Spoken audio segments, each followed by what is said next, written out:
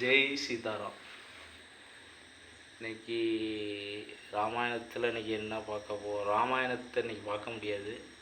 அவதாரங்களில் ஒரு அவதாரம், முக்கியமான அவதாரத்தை பார்ப்போம். இந்த 10 அவதாரத்தில் ஒரு அவதாரம் பாக்கி இருக்கு. இன்னும் ஒரு 9 அவதாரத்தில்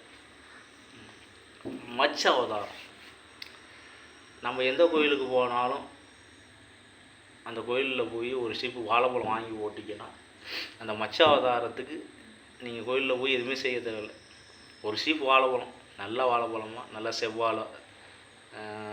செவ்வாழை இல்லாட்டி நல்ல கற்பூரவள்ளி, அந்த மாதிரி உங்களால் முடிஞ்சதுக்கு போய் அந்த வாழைப்பழத்தை ஒரு சீப்பு போடும்போது அந்த மீன்கள்லாம் சாப்பிடும். நீங்கள் உங்களால் ஒரு 10 பேருக்கு சாப்பாடு வாங்கி போகிறதுக்கு இயலாது. இப்போ 10 பேர் சாப்பாடு வாங்கினோம்னா 1000 ரூபா செலவாகும். ஆனால் 50 ரூபா கொடுத்து ஒரு சீப்பு வாழைப்பழம் வாங்கிடலாம். எளிமையானதை சொல்கிறேன். எப்போதுமே பரிகாரங்கிறது ஒரு எளிமையாக இருக்கணும். அதோட சக்தி வந்து விஸ்வரூபம் பெருசாக இருக்கணும். இந்த ஒரு சீப்பு நீங்கள் வாழைப்பழம் போடும்போது அதெல்லாம் சாப்பிட்டுட்டு அந்த மீன்கள்லாம் உங்களுக்கு வந்து வாழ்த்தும். எப்படி வாழ்த்துன்னு கேட்குறீங்களே? இந்த மீன்கள் வந்து என்ன அதோடய வேலைன்னா அந்த குளத்தை வந்து சுத்தப்படுத்தும். அப்போ அந்த பெருமாள் கோயில்லையோ இல்லை எந்த க்ஷேத்திரத்தில் உள்ள சிவன் கோயில்லையோ எந்த க்ஷேத்திரமாக இருந்தாலும் சரி, அந்த குளத்தில் உள்ள கோயில், அந்த குளத்தில் அங்கே இருக்கிற அந்த தேவதைகள் போய் குளிப்பாங்க. இப்போ அவங்க குளிக்கும்போது அந்த தண்ணி சுத்தமாக இருந்துச்சுன்னா அவங்களுக்கு ரொம்ப சந்தோஷமாக இருக்கும். இப்போ அந்த தண்ணி சுத்தமாக இருக்கிறதுக்கு யார் காரணம் அப்படின்னு அவங்க யோசிக்கும்போது அதில் உள்ள மீன்கள் தான் காரணம். அப்போ அந்த மீன்களுக்கு வந்து ஆசீர்வாதம் பண்ணாங்க, இந்த குளத்தெல்லாம் நீ சுற்றி வச்சிருக்கு அப்படின்னு. சரி, இந்த மீன்கள் சுகமாக இருக்கிறதுக்கு யார் காரணம் அப்படின்னா அந்த உணவு போடுறாங்கல்ல, அந்த மீன்கள்லாம் என்ன நினைக்குமோ, நமக்கு இவ்வளோ இதாக இருக்கிறதுக்கு நமக்கு வந்து அப்போக்கப்போ உணவு போட்டு போகிறாங்கல்ல அப்படின்னு அதுவும் சந்தோஷமாக வயிறு வாழ்த்தும். அந்த மாதிரி அந்த வாழ்த்து கிடைக்கும்போது நமக்கு அந்த பிளஸ்ஸிங் கிடைக்கும். இந்த பிளஸ்ஸிங் இந்த பிளஸ்ஸிங்க்கு ஏன் அவ்வளோ பவர்ஃபுல் அப்படின்னா, உலகத்தில் வந்து ஒரு அசுரன் என்ன பண்ணிட்டான், ஒரு விஷயத்தை கண்டுபிடிச்சிட்டான். என்ன கண்டுபிடிச்சிட்டான்னா, இவங்களை எப்படா அழிக்கிறது அப்படின்னு அவன் யோசிச்சுருக்கான். சரி, இவங்கெல்லாம் எப்படியா இருந்தாலும் நல்ல விஷயத்தை கடைப்பிடிச்சி மீண்டு வந்துடுறாங்களே, இவங்களை அழிக்கணும்னா என்ன பண்ணலாம்னு வேதத்தை முதல்ல ஒழிக்கணும். வேதத்தை ஒழிச்சாச்சுன்னா இவங்களால் மீண்டு வர முடியாது. அப்போ என்ன பண்ணணும், வேதத்தை கொண்டு ஒழிச்சு வச்சுருவோம்ட்டு எல்லா வேதத்தையும் சுற்றி கொண்டுட்டு போய் கடலுக்கு அடியில் ஒழிச்சு வச்சுட்டான். அப்போது ஒரு அசுரன் அந்த ஒழிச்சு வச்ச வேதத்தை பகவான் மச்ச அவதாரம் எடுத்துகிட்டு போய் அந்த வேதத்தை எல்லாம் மீட்டு கொண்டு வந்தார். இப்போ நம்ம ஒரு இடத்துல ஒரு பொண்ணு அப்பா, ஒரு பையன் அம்மா, ஒரு தங்கச்சி அண்ணன், இந்த மாதிரி இப்போ உறவு முறைகள்லாம் வந்திருக்குல்ல. இந்த உறவு முறைகளில் ஒரு புனிதம், ஒய்ஃபு கணவன், இது ஒரு உறவு முறை. அப்பா பொண்ணு, அது ஒரு உறவு முறை. இப்போ அப்பா பொண்ணு உறவு முறையில் தவறான நடவடிக்கை கிடையாது இல்லை. ஒய்ஃபு இது புருஷ முறை தானே இல்லற வாழ்க்கை. அப்பாவுக்கும் பொண்ணுக்கும் என்ன உறவு?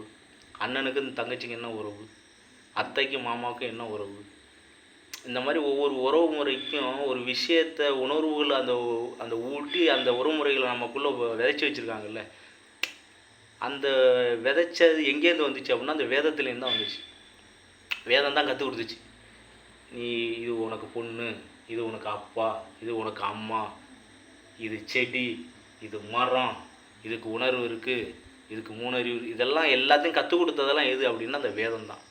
நீ இவ்வளோ பண்போடு இருக்கணும், நீ பாவம் செய்யக்கூடாது, தர்ம வழியில் போகணும், அதர்ம வழியில் போகக்கூடாது, அடுத்தவர்களை தவறாக நிற்கக்கூடாது, அடுத்தவர்களை திட்டக்கூடாது, ஒழுக்கமாக இருக்கணும், உணர்வுபூர்வமாக இருக்கணும், அடுத்தவங்களுக்கு ஆசைப்படக்கூடாது, அடுத்தவங்க சொத்துக்கு ஆசைப்படக்கூடாது, நீ உழைச்சி வாழணும், நீ நிறைய பேர் தர்மம்னு எல்லா விஷயத்தையும் சொல்லி கொடுத்தது பூரா அந்த வேதம் தான். இப்போ அந்த வேதத்தை ஒழிச்சாச்சுன்னா எல்லாமே டோட்டலாக அவுட்டு. அதனால தான் அந்த வேதத்தை கொண்டு ஒழிச்சு வச்சது. ஆக இந்த வேதத்தை மீட்டு கொண்டு வந்தது யாருன்னா அந்த மச்ச அவதாரம் பெருமாள் தான். அப்போ இந்த வேதத்தை மீட்டு கொண்டு இந்த மச்ச அவதாரம் தானே மீன் அவதாரம். அப்போ இதெல்லாம் நம்ம போய் அந்த குளத்தில் உள்ள மீன்களுக்கு நம்ம உணவு அளிக்கும்போது, நம்ம எவ்வளோ சாக்கடையாக இருந்தாலும், வழியாக வந்த சாக்கடையாக இருந்தாலும், எவ்வளோ கெட்ட விஷயங்கள் நமக்குள்ளே இருந்தாலும், இல்லை கெட்டவனா, இப்போ நான் இருக்கிறவங்கள்ட்ட பேசிட்டு எனக்குள்ளே எவ்வளோ கெட்ட எண்ணங்கள், தீய புத்திகள் இருக்குன்னு உங்களுக்கு தெரியுமா? தெரியாது. ஆனால் எனக்கு மட்டும்தான் தெரியும்.